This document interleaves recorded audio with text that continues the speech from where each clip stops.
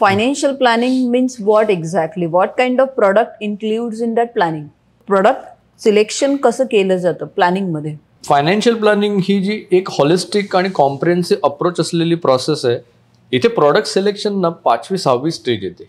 First तुम्ही तुमचं personal फायनान्समध्ये तुमचं इन्कम कुठून येतंय, तुम्ही नोकरी करताय, मग नोकरी करताय तर कुठल्या इंडस्ट्रीमध्ये आहात आणि तुमच्या या इंडस्ट्रीमध्ये तुम्ही अजून किती वर्ष काम करणार, इन्कम येत आहे तर ते इन्कम किती ठिकाणाहून येत आहे, बोनसमधून येत आहे किंवा डिव्हिडंड इन्कम येत आहे, की बऱ्याच गोष्टी आहेत. म्हणजे सुरुवातीला पहिले तुमचं इन्कमचा पार्ट येतो, देन तुमचे एक्सपेन्सेस, खर्चाचा पॅटर्न काय तुमचा, मग तुमचे फायनान्शियल गोल्स येतात.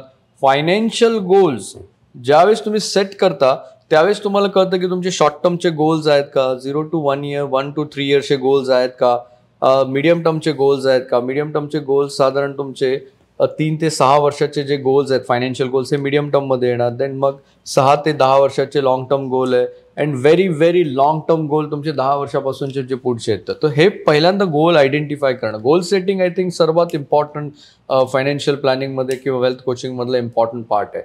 एकदा तुम्ही गोल सेट केल्यानंतर तुम्हाला क्लॅरिटी येते की कोणकोणत्या गोलसाठी कोणतं इन्व्हेस्टमेंट व्हेकल चूज करायचं आहे. अकॉर्डिंगली रिस्क मॅनेजमेंट होतं, डायव्हर्सिफिकेशन तेव्हाच करू शकता. मग यासाठी तुम्हाला 5 टाईपच्या ॲसेट क्लास ज्या तुम्ही चूज केलेल्या आहेत, त्या 5 टाईपच्या ॲसेट क्लासचं ॲझम्पशन काय ठेवायचं, तुम्हाला कॅश ॲसेट किती ROI देणार, लिक्विड ॲसेट किती देणार, डेट ॲसेट क्लास किती देणार, याचं तुम्हाला फंडामेंटली बेंचमार्क ठेवायचं. जसं डेट ॲसेट क्लासला तुम्ही 7 to 8% ॲन्युअल रिटर्न कन्सिडर केलं.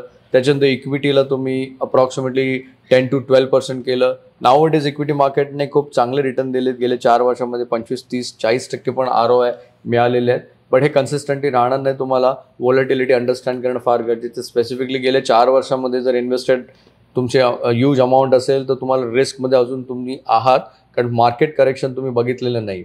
तो फायनान्शियल मॅनेजमेंट प्लॅनिंगमध्ये इन्व्हेस्टिंगच्या आधी तुमचे गोल सेट करणं गरजेचं आहे. कारण फर्स्ट प्रिन्सिपल हाच आहे जे आम्ही आमच्या मिलेनियर क्लबमध्ये शिकवतो की without financial goal, without any clear picture, you can't invest your single penny.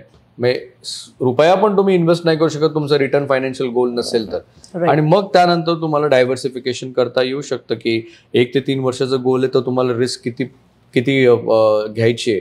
तर 1 ते 3 वर्षाचा गोल असेल तर तुम्ही 10%, 15% मॅक्सिमम रिस्क घेऊ शकता तुमच्या कॅपिटलवरती. रेस्ट तुम्ही 85 to 90% तुमचं कॅपिटल प्रोटेक्टेड ॲसेट क्लासमध्ये ठेवणं गरजेचं आहे. 3 ते 6 वर्षाचा तुमचा फायनान्शियल गोल असेल तर तुम्ही 25-30% मॅक्सिमम रिस्क घेऊ शकता तुमच्या कॅपिटलवरती.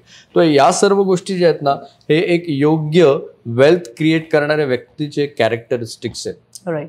आणि मॅक्झिमम लोकांकडे हे कॅरेक्टरिस्टिक्स नाही आहेत. ते ब्लाइंडली रँडमली इन्व्हेस्ट करतात आणि त्यांचे पैसे कमवतात फायनान्शियल मार्केटमध्ये. तो विदाउट गोल तुम्ही सिंगल रुपया पण इन्व्हेस्ट करू नका. मला सांगा ना, तुम्हाला युरोपला जायचं आहे, राईट, तर तुम्ही बॅग पॅक करून डायरेक्टली जाणार?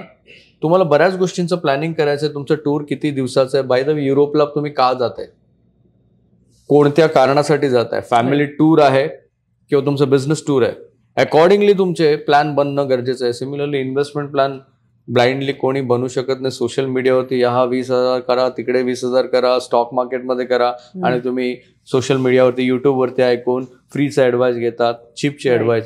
कारण फ्रीची ॲडवाइस मी म्हणतो की चीप ॲडवाइस आहे, ॲव्हरेज ॲडवाइस आहे. राईट. आणि फ्रीची ॲडवाइस, चीप ॲडवाइस जी आहे ही सुरुवातीला फार चीप पडते, पण ओव्हर द पिरियड ही खूप कॉस्टली होते.